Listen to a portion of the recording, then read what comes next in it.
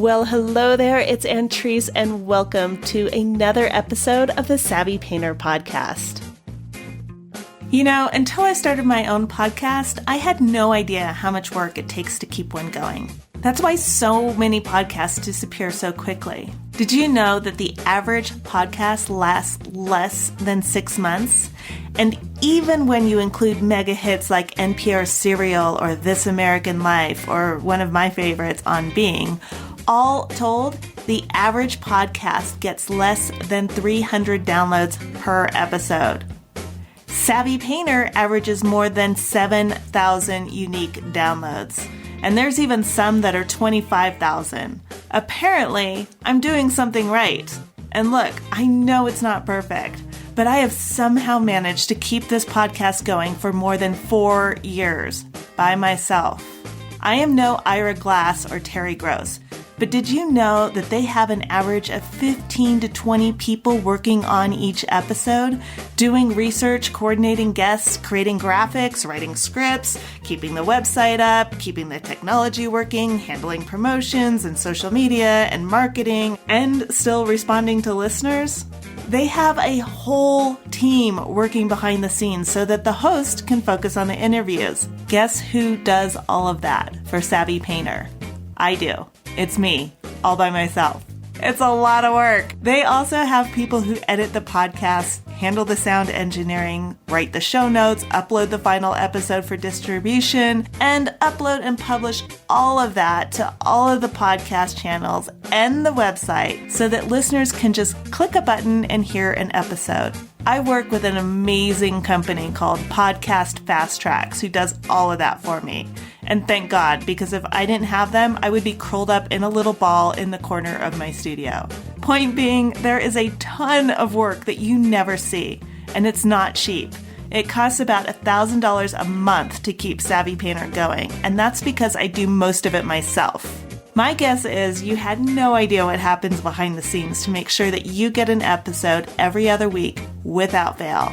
I had no idea either before I started, which is probably a good thing. So I'm asking for your help to keep this podcast going. A small monthly donation makes all the difference. It's just the price of a cup of coffee or a single tube of student-grade earth tone paint. I'm not talking professional cadmiums or cobalt violet or anything weird like that. Just the most basic burnt umber. Just a small donation like that from you would help a lot to keep this podcast going. You can make a difference. At a minimum, I would love it if I didn't have to explain to my accountant why I'm still doing that quote-unquote little podcast. Go to savvypainter.com/support. Big or small, your contribution matters. Thank you so very much. Jordan Wolfson is my guest today. Jordan was born and raised in Los Angeles and went to school at UC Santa Cruz. He went on to do his graduate studies at Yale University School of Art. Jordan has received numerous awards, including the Pollock Krasner Foundation Grant, the Ingram Merrill Foundation Grant, and a Purchase Award from the American Academy of Arts and Letters. He was a fellow at the Fine Arts Work Center in Provincetown, Massachusetts, and the Bellington Art Foundation in Ireland. He currently lives in Colorado.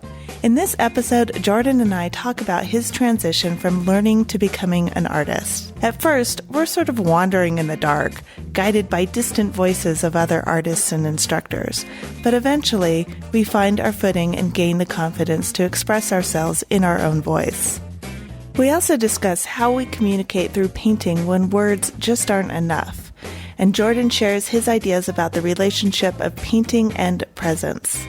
He also talks about his current body of work in which he plays with the concept of spaces in between and form versus non-form. Here is Jordan Wolfson. Jordan, welcome to the Savvy Painter podcast. I am delighted to have you on the show. Finally get to talk to you. I'm super excited about this episode. Well, thank you. It's great to finally have a chance to have a conversation together. Can you tell me about your decision to become an artist and what that was like for you? Sure. I don't know that I ever actually went through a process of deciding to become an artist. It was more like discovering for myself that painting was very central for me. It felt very real, and it was something that I wanted to do and continue to do. And I didn't really make sense to me that then I would become an artist. I just wanted to paint. And the notion, I guess, of who I am didn't really come into it. It was just what I wanted to do, and continues to be the case, I suppose. Yes. Yeah, that's interesting. It's interesting that you sort of disassociated the act of painting with the name of a painter in terms of a career, at least. I was an undergrad in UC Santa Cruz, and I had my college courses, like the official courses, and then I did these studio classes for myself. I took this course taught by a man, Patrick Ahern, and it was 5 foot by 6 foot painting. He called it a practice painting, and you were experimenting with formal elements in a kind of a non-objective abstraction, non-representational exploration journey. And it just knocked me out. It was like, wow, this is like real. This is life. I guess I fell in love. As one does with painting, I think. Yeah. The fortunate few who are touched with it. So what did you do, just to get a little bit of a history? Can you talk a little bit about what your approach was, I guess, after you left Santa Cruz? What was that transition like for you to move from the college world into, I'm hesitant to call it the real world, so let's just say real world in quotes. Yeah. In a way, I think I just kept the quote unquote real world at bay as I just kept going. So, oh gosh, I mean, I was a house painter for a while, trying to make it and save some money to go travel. And I did that. I went on to grad school. After grad school, went and lived in Israel for 10 years, teaching and painting. So I suppose the real world part has to do with making money, and I taught, I teach. And I guess in a way, my larger context, I suppose in our vernacular, it would be called a spiritual context. So although I have misgivings about using that term, but that's what we've got. And everything sort of is in that context, my painting, life. Well, I can go on. I don't know. I'm letting you kind of think it through, and I know it's okay. Well, I don't know where to go exactly. That's fine. I think you answered the question. I think that it's the big struggle for almost every single artist is how we manage that transition from learning, whether it's in an institution or not, to becoming an artist. Mm-hmm. I always like to get a feel for how people made that transition or what it meant to them. Yeah, what comes up for me in relation to the way you're phrasing it right now is, I mean, I remember very distinctly when I was an undergrad and I did a fifth year program there for a year, a non-matriculated grad program, I suppose is really what it was. And there was a sense that I needed to learn to become my own teacher in order to function on my own as a painter in the world. And I wasn't sure I had the wherewithal quite. And so I took some time on my own for a few years after that, painting on my own. I was living in Jerusalem for part of that time.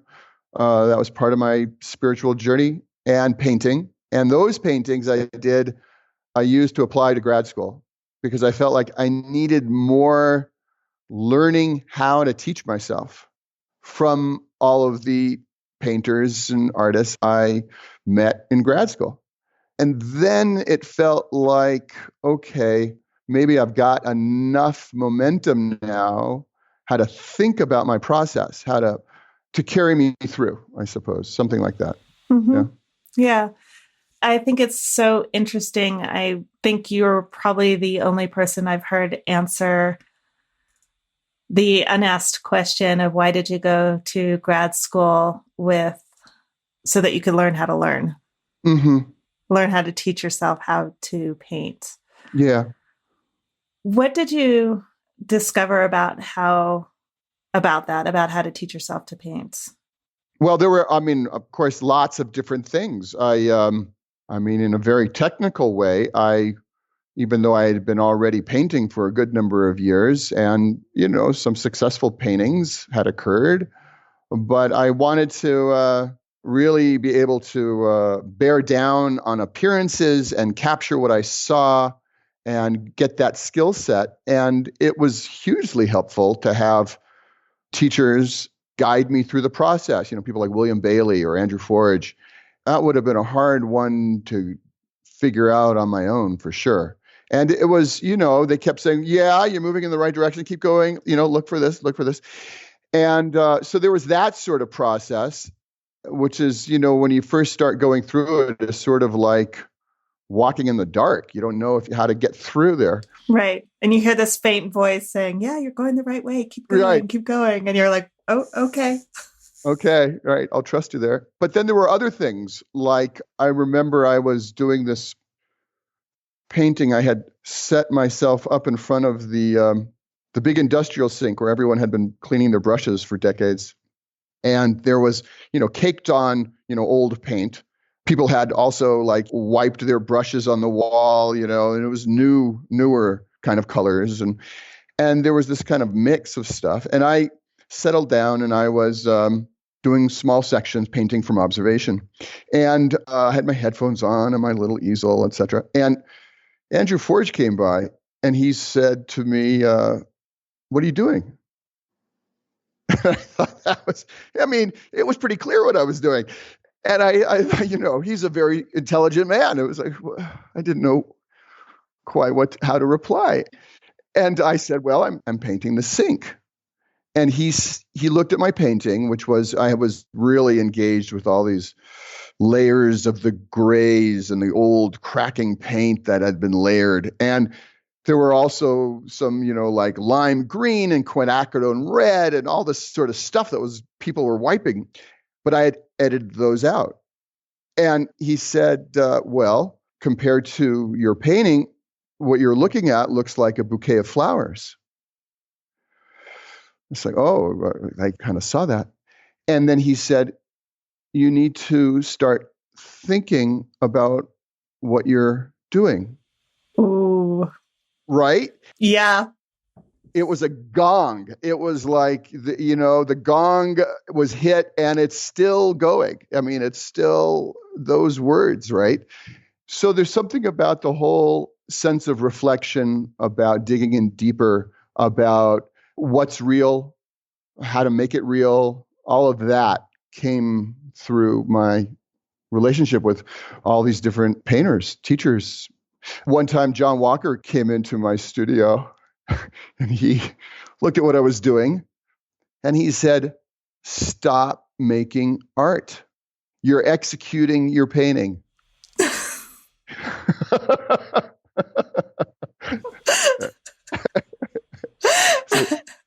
Oh, okay. I got it. How did you respond in that moment?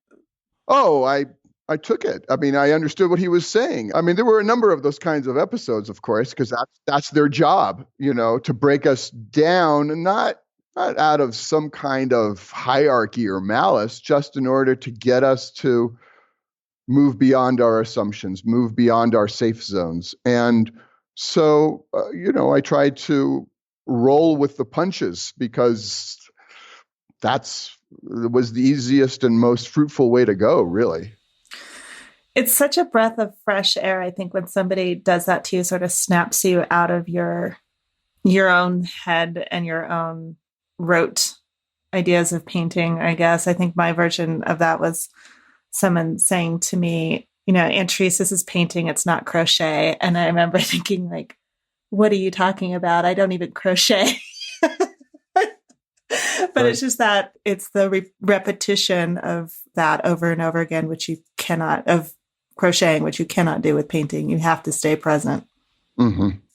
You've mentioned a couple of times just in the short amount of time that we've been talking about searching for your own spirituality. How does that play into your work? Or does it? Oh, it definitely does. It's, although again, that word spirituality I find a bit misleading, but I'm very interested in the relationship of painting and presence, the way strong painting seems to carry a sense of presence. And I try to create that or tap into that for my own work. I'm interested in experiencing that in other people's work. And here, presence, I suppose, moves into that zone of that we might call spiritual or spirituality. Although I don't think of it really that way. It's just life force. It's just, that energy when something is vital, when it hits us, wakes us up if we haven't been paying attention, So that's something I'm very engaged in, both as a painter and as a teacher. And I suppose it's the larger context of all the different kinds of things I'm working with. Just from the short amount of time that we've been talking, I have to say that I love how careful you are with your words. And I think we share the same frustration that there's so many words that just don't quite feel adequate. It's just not exactly right, and searching for the right words. So thinking about that, I think you would be a wonderful person to ask this question to. What is the difference you see between the language of painting and the spoken word, aside from the completely obvious one is sound and one is visual? The difference. And I guess what I'm thinking about is how we communicate through painting when words aren't enough. Mm-hmm. Wow. Well, I'm asking you super tough questions. There's a lot there. I mean, words are all concepts. Words all have, it's all discursive thinking, and it happens over time, the way we speak in words. Painting, well, one, it doesn't happen over time, although our experience of it does, but there's that possibility of immediate impact. It's all at once, and then it rabbles over time, or we discover it over time. But so it's kind of simultaneous that way. And it functions in a non-discursive way. I mean, there can be, of course, symbolism and language and linguistic references and all of that stuff, particularly, say, in the last 50 years. But there's a physical hit from painting, and there's an embodiment energetically that's more like the sound of our voice than the meaning of the words. So, the communication functions in a different way. There can be overlap, but for me, it's more like a vibrational contact than a communication like through language. So I get hit by it, and if I'm sensitive to the painting, I'll be able to start to maybe something like vibrate in sympathy with it. I just came back from New York and saw the Giacometti at the Guggenheim, and I saw the Soutine at the Jewish Museum, and just the impact of those painters was extraordinary, and it was nonverbal. Yeah, I just kind of sensed you would be a really good person to ask this question to, because we instinctively think of communication as being completely language-based, either written or spoken. Mm. And I think although people know that there is a visual language, I think there's rarely a separation between the two. Unless you are present and really thinking about it, I think that people feel like, or don't see that there's not always a direct translation. Mm-hmm. We want to believe things like, a picture's worth 1,000 words, that there's a number of words that you can use to get to that same information. But I think artists know that there are some things that there are just no words for, and you cannot do it with the spoken or written language, that it has to be those vibrations that you're talking about, that painting, either the painting or the sculpture, or however it is that we visually create that, but there's no word in any language that will do it. Mm-hmm. Your work now, well, can you talk about the work that you're doing now? I know that you're playing a lot with the concept of spaces in between, and I would love it if you would share that with the people who are listening, what you're thinking about in your current body of work. Thank you. So I don't know if you had a chance to see that short video that's under presentations. So I put that together with a good friend of mine, Paul Roast, who's also a painter. And we had been looking at some of my work, a couple of pieces. We were in my studio one evening. Another friend was with us, Chuck Sarasso, another painter. And I think it was from this last extended still life series. And there were two paintings side by side. One was perhaps more representational, and the other one was probably more monochrome, maybe more in the white, higher range. And I was telling them about a conversation I had a couple of years ago with a curator. We were looking at some of my work that was in a show in a gallery in Denver. And we were looking at the polyptych of the 9 landscapes, the mountain, sky, valley in 9 states. It was all done from plein air. 5 of them are fairly tonal, and 4 of them are more, say, abstract in their coloration and more like a field painting in a way. And the curator had suggested that maybe I had 2 really different bodies of work, more representational and one more abstract. And I said, well, in a way, I've got 3 bodies of work, because there is what happens in my mind as I go from one image to another image. The way my mind shifts, I found very interesting. So I was explaining the story to Paul and to Chuck that there was, in a sense, something in between the 2 paintings that were on the wall, but it was invisible. It was this space in my mind, a gap in my mind, as I went from one image to another. And there's something about non-form. Again, we're moving into realms where language starts to get a little tricky.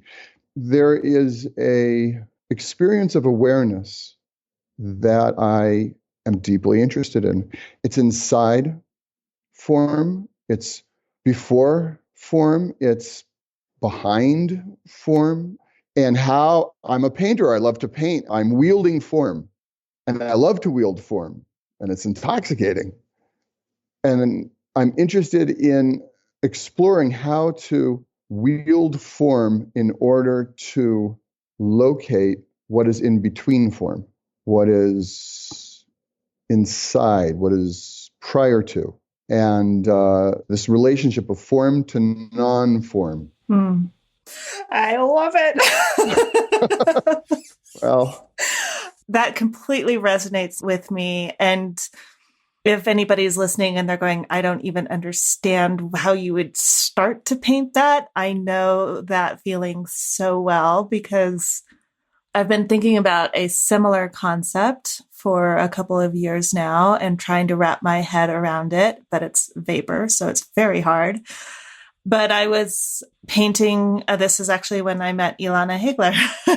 I was painting in Italy, and Anne Gale was there as the guest of honor in the JSS program. And she was looking at my painting and asked if I couldn't paint the air. And my head almost exploded. And I haven't stopped thinking about that since, it's been 3 years now, I think 3 or 4 years. And that question feels like a cousin to what you're trying to do. Oh yeah. Yeah, no, it's related for sure. And Anne and I love Anne's work. I look at Anne's work. We were actually classmates. When I read Andrew's writing, I don't know if Anne has been involved with reading, where Andrew was coming from, but certainly there's something about her exploration that I very much resonate with. and where did I first read it? Something about Cezanne exploring the structure of air. And it relates to what I was saying earlier about presence. And what is presence? How does presence get into our work? I mean, it's one of the things I'm engaged in my teaching. How do I facilitate that? It's not like a skill set, like learning how to measure and mix color. It's more like pointing in a direction and saying, well, try this or try that. Or Mm-hmm. It's exciting and frustrating. I think what you said earlier about being in a dark room and trying to sort of feel your way through it and having this voice saying, you're on the right path, and you're not sure if you're going to trip over something or what's there or where you're going. You just have to trust yourself and keep going. Mm-hmm. And then you watch, and then you watch. And so we're kind of participant observer, as we work, and then something shows up and it's like a glimmer or a thread, and we start following it, and we start learning how to be sensitive to that, and it grows. We're kind of, we nurture it. I think there's a lot of commonality with the study of, I guess it would be under psychology, and just there's a lot of people who are studying our intuition and where it comes from. And, these ideas that we have knowledge inside of us from our ancestors that nobody has ever told us, but we have the knowledge. And they're also exploring, can you train yourself to sort of turn up the volume on your intuition after so many decades or probably generations of sort of discarding intuition in favor of tangible logic? Material. Yeah. And I think that is one of the biggest struggles in painting, is trusting your intuition, and which is part of finding your own voice and who you are as a painter and what makes you Jordan Wolfson. Not trees of wood. Exactly. Is that something you've struggled with? Is that trust of when you see that thread, when you see that thing happen in your painting, knowing when to follow it, when it's something you need to pursue versus a happy accident, for lack of better terms? Sure. I mean, it was a long path, sort of acquiring different skill sets and working to develop them and master these skill sets can certainly, it got me in a frame of mind of, how I was supposed to do things. What was the correct way of doing things, particularly if I'm working representationally, realistically from perception and observation. And I think it was my last crit in grad school. And I had two very different bodies of work. I had these larger kind of still life interiors that were fairly observational and representational, naturalistic. Then there were these large gestural abstractions on paper. They were radically different. And, it was very confusing, of course, and frustrating. And then the years that followed, I ended up struggling, working to find a way to integrate those two impulses. But I remember one day a lot of the paintings I was doing in my apartment, it was my motif, the interiors. And I was looking down on a little table desk area, and I felt this need to make these marks for the sake of the painting that did not correspond to any form that I could see. It was just going to be these marks on the canvas that seemed to be necessary for the compositional structure. And it was very scary to make them, I went ahead, but I was like, oh no, breaking the rules. And then again, over the years, feeling like I had come to a particular way of painting that felt like mine, my way, my language. But there were other things that interested me in painting, and ending up allowing myself to follow those different directions and then putting them next to each other and saying, wow, what did that do? Which I couldn't have found if I had not just followed that intuition or inclination or whatever that is, for sure. It's a curious thing.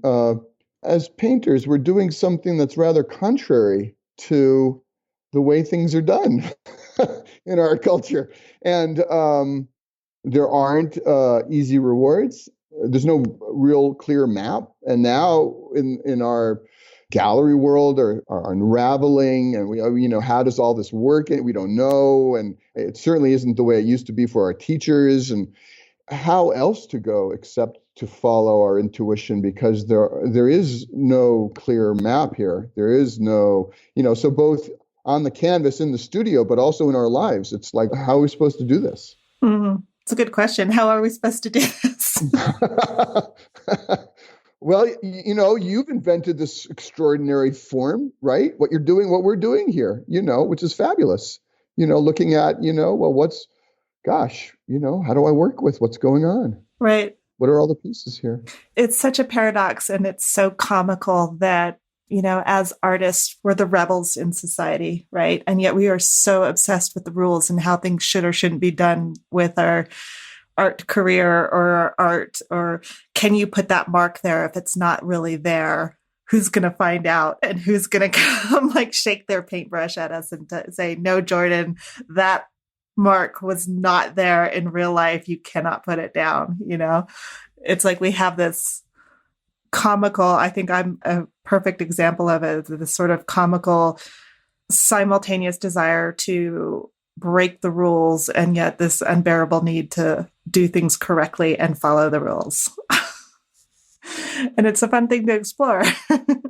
I suppose, in a way, discovering what rules will most facilitate or catalyze your creativity, your path, your discovering, you're getting your life force most fully into your work. What kind of parameters, what kind of rules are mine, in a sense. Yeah. I think the most exciting thing about the time that we're living in is, I think collectively people are sort of understanding that we can make up our own rules, and that there are as many ways to be an artist as there are artists. And so what does that mean then? It means we get to decide for ourselves, and we're empowered to figure it out. And with that comes great responsibility. Mm-hmm. Well, there's all that freedom, which is fabulous. And there's that responsibility. But there's also then the situation of a lack of common expectations or common criteria. And so it's this curious mix where, we're kind of all in this flux together, and everything seems to be coming apart. And how do we locate meaning in that? And how do we share that meaning with each other? Order from chaos. Would you talk about your process? I'm so fascinated with this idea of simultaneously, it seems like, but I'd love to hear you talk about it, creating an abstract and a representational version of what you're saying. Part of it is I like painting in different ways. It keeps me engaged, interested. It's, like playing different kind of games or having different rules, like you've got a checkerboard, and sometimes you play checkers and sometimes you play chess, so I like, it just holds my interest on that very, straightforward level. But I also have an inclination to kind of bear down in my perception and get what I'm looking at. And there's a magic when something appears that way and the light hits it and the form and the space. That's delicious. And I am interested in that. And I'm also interested in a kind of a tactile quality as opposed to, say, a more visual quality. What would it feel like with my hands if I'm feeling into the situation that I'm looking at, so that I'm kind of painting with more of a tactile projection than a visual analysis, something like that. And then sometimes I'm interested in marking as a way of tracing, just sort of being with the situation. Not sure how to describe it exactly, but it ends up becoming something like a monochrome, because the touch on the canvas isn't really coming so much as a delineation or a description. It's more just an engagement, kind of very spare, direct engagement through touch, through seeing, kind of just being present with the motif I'm looking at and marking as a way of being there. Ooh, I don't know if that made sense. So there's different kinds of ways that I find of engaging through my perception, being present, and then what happens for me when those different kinds of explorations are juxtaposed. And I, do that in paint, and I do it in drawing. And as my head shifts, and then I'm starting to get more and more interested in the spaces in between the images. So that starts to become just as important to me as the images themselves, which is this whole other thing. When you're doing that, what is actually happening in your studio? Do you have, for example, both canvases set up, or is there a separation in the process of creating those two? Yeah, there's a separation, so that I'm really working on one as an engagement. Okay, this is my project for now, and I'm working on this painting. And then as the paintings accumulate, I'll be able to kind of put them up together or set a number of easels out and see, how do they function, side by side? What does the whole circle of these look like? But as a series extends, I may not actually be able to see it physically all up in my studio at once, because, like, for instance, this still life, I've got 27 panels and 11 drawings. What size are they? Most of the paintings are 5 by 22 inches, although some are 46 by 40 and some are a little smaller. The drawings are generally 26 by 22 inches. Why is that? I like the proportions. I had the paper. Well, the paper comes in, 30 by 22, but I tear it down. I seem to gravitate to a 6 by 5 or a 7 by 6 proportion ratio. 4 by 3 drives me a little nuts. Why? Why? Yeah. Maybe because it's too easy. It's too stock. There's something about a squarish rectangle that works for me. I can understand that. But we're the artists, those details matter to us. We're like, really? Oh, why? totally. Of course. Absolutely. I think de Kooning's was 8 by 7 generally. Huh. Yeah, I think so. Interesting. It makes it difficult to buy stock frames, though. Definitely. It does. That does not work easily. No. And it makes it all a little bit more expensive, but more fun to create. There you go. Right. What is your typical day in the studio like? Speaking of the geeky artist questions that we all love. Typical day, gosh. Or is there one? There really isn't one. There used to be, but oh gosh, as life has gotten so amped up with the email and the details and the errands and oh my goodness.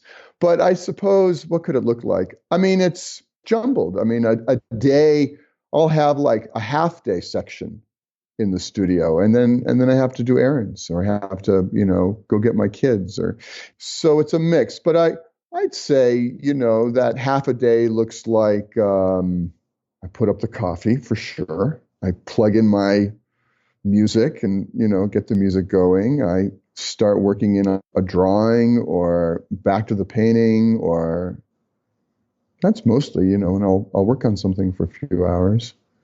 Do you struggle with managing like the errands, the business, like all that in your painting time? Oh, I really try to put the phone away. It all seeps in, but it's a pretty intact piece of time, to get work done in the studio. Just the way everything is set up in our lives today, it just seeps in, It's hard. Oh my goodness. And, and because I teach out of my studio, so it's a small business. And so, that constant smartphone insanity, that's just crazy. It's like trying to keep the flies out in the summer when you don't have a screen or something. It's like, But also, we're wired to it. It's like, they built it so that it's psychologically addictive, and it is. And so it takes some real, presence of mind to say, turn it off, get it out of here. Yeah. I've been using a plugin that I've fallen completely in love with. It's a Chrome plugin, but basically it blocks my newsfeed on Facebook. So that's when I go in there, I can just go to the exact thing that I want, and I don't see like the parade that's in front of me and don't get distracted by that. But you're right. The thing that I hear most often is that it's so hard to control that you go in thinking you're going to be there for a few minutes, and 45 minutes later, you're still flicking with your thumb and looking through. And people think that they're undisciplined, or that there's, like, oh, I have no willpower. What's wrong with me? But I mean, the thing is that all of those companies have people with PhDs in human behavior whose only job is to get you to stay on that page. And so it's a real battle. It's a real thing. It's not just like, oh, how do I manage myself? There's people who are actively manipulating us. Actually, it brings me back to what we're talking about with painting, because there's something about a painting practice that literally pushes back against all of that. It demands that we're present. It demands that, and it gives us an opportunity to continually show up in this moment right now, making something with my hands. It's in front of my face. It's colored mud and oil, It's not virtual. It is actual. And there's that great John Berger quote in The Shape of a Pocket, a collection of essays. He has an essay called Small Steps Towards a Short Theory of the Visible, I think is the title. And at the end, he goes through all, it was written, maybe, 15 years ago, but it's right on for the problems we're facing today, the whole thing. And he, at the end, he says, let me see, today, to try to paint the existent is an act of resistance, instigating hope. I love that. Very well put. Yeah, I think especially now, painting is, all of what you just said. And it's also, to add to that, it's exploring an idea deeply. The end result is what we talked about at the beginning of this conversation. It's this immediate visual impact all at once, this immediate presence, but it takes time to create it. And I think that we are becoming more and more unfocused because of everything that we have access to, and everything is coming in smaller and smaller sound bites. Our attention span, I think now, is 2.5 or 3 minutes is like considered a strong attention. Substantial, yeah, right. Mm-hmm. Yeah, which is, when I think back to like just getting lost in a book for 3 days or something like that, just seems it's incredible. And going back to that idea of our collective wisdom, and I'm really curious what we're doing to it with all of this. Yes. So a couple of things come to mind in relation to what you just said. And you have some notes for us on your website beforehand, and some things maybe to think about. And you asked, are there particular practices or habits that you feel have contributed to your practice as a painter? And I thought of a few different things. And one of them is a morning sitting practice. I sit every morning and meditate. And it's related to what we're talking about being present and developing a sense of concentration and awareness, and, sort of pushing back to this constant barrage that we're inundated with constantly today. And no, it's a relief. It's absolutely necessary for me. The other thing that occurred to me was this show. A few weeks ago, I had the good fortune to go out to Washington, D.C. to see the Cézanne portrait show, which was fabulous. But this other show that I didn't know about, that was at the Phillips Collection, was work by 9 contemporary Aboriginal women. And it blew my mind. Where was that? It was at the Phillips Collection. At the Phillips Collection. Okay. Yeah, and it's still on. And if you have time to go, I really recommend it. I think, God, when is it till? Like September 9th, maybe? And wow. And you look at the images and they're just like marks, but you step back and just the sheer power, the presence and the power of these things, because these people are living in their world is so awake, alive, mythic, but in a real way, And it was staggering. My goodness. Wow.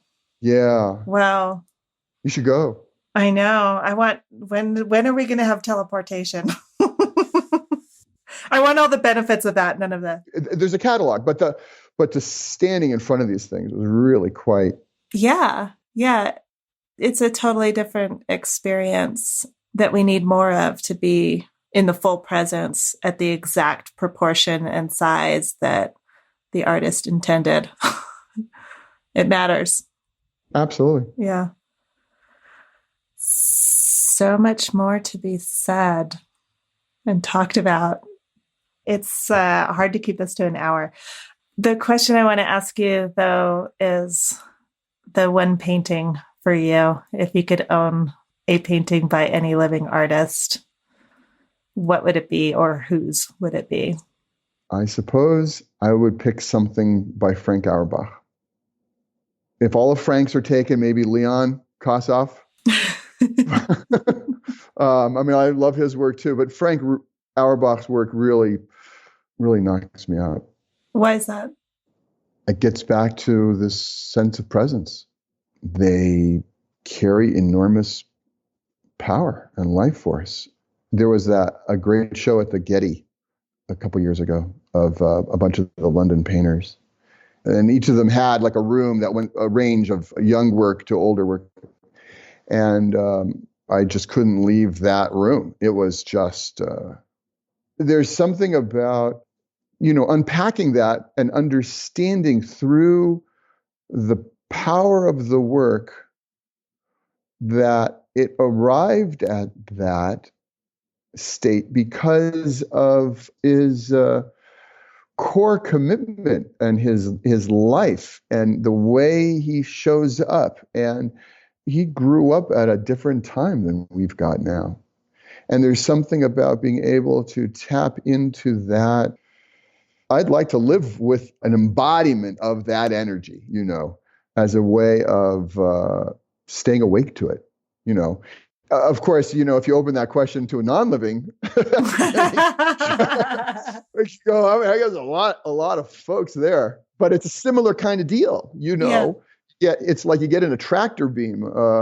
There was the Venus and Adonis by Titian's at the National Gallery where the Cézanne was, and it was standing in front of that thing, and I was hours just kind of glued there. I love it.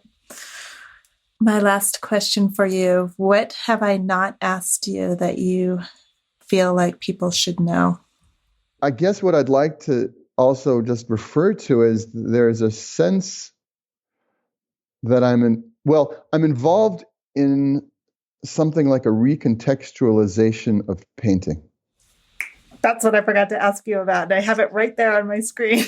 No kidding. I'm so absorbed in what we were talking about, but go ahead. Well, we tend to think of painting as a discrete object, and it is. But painting is also a kind of an interface. We experience painting, and when we're experiencing painting, we're experiencing something of the life force of the painter as it gets received by our particular temperament and sensibility. There's some kind of exchange going on. John Dewey talks about art as experience. It's not an object. Art is what occurs within us. It's what we experience. And how to recontextualize that, how to reframe that, both as painters, as teachers, as community, so that, I'm trying to put out a form called a concurrence where people can start to experience visual art in a different way. That's more communally oriented. It's changes our experience of appreciation. It's more intimate. So that's on the website concurrenceart.com. Because I think the object-oriented context that we've been holding painting in, and it's very valuable, but it kind of locks us into a lot of concerns that are market concerns. And that's not bad, but it can exclude a lot of other things that are deeply important to us as painters, sharing our experience, having a sense of community, the sense of tradition, all of those pieces. They extend like a weave way beyond just the object of the painting. And so those are things that I've been concerned with in my work as a painter, as a teacher, writing about it, presenting, trying to, shift things, lean in a different way. Yeah, so for people who want to see that, that is at concurrenceart.com. And I had the page open, but it was covered up. And then, of course, you can see Jordan's work at jordanwolfson.com. Jordan, I am so glad we got to talk to each other. This was wonderful. Thank you so much. A real pleasure. Thank you, Andrew. Thank you so much to Jordan for sharing his story. If you want to see examples of Jordan's work, go to savvypainter.com and click on the podcast tab. You'll find show notes there, examples of Jordan's work, and links to connect with him. The Savvy Painter podcast is made possible in large part by listeners like you. Just a small donation every month helps keep this podcast going. So with that, I'd like to send a big thank you and a shout out to some of the Savvy Painter listeners who have been making regular donations to this podcast. Thank you so much to Suzanne Vincenze, Shirley Williams, Carolyn Green, Ruth Kalb, Lois McCarthy, David Gorski, Diane McGee, Robert Talbert, Susan Zepting-Kuhn, J.A. Moore, Teresa Hill, Alchemy Works, Deb Cook-Shapiro, Denise Klitzy, Lucinda Kasser, Pat Oxley, Denise Presnell, Jill Opelka, Kathleen Speranza, ZB Gallery, Jimsy Ayres, Astrid Fitzgerald, Francis De Leon, Stephanie Roddy, and Leslie Gerhardt. Thank you so much for your contributions. They help enormously. So until the next time, this is Antrese Wood with the Savvy Painter podcast. Thank you so much for listening.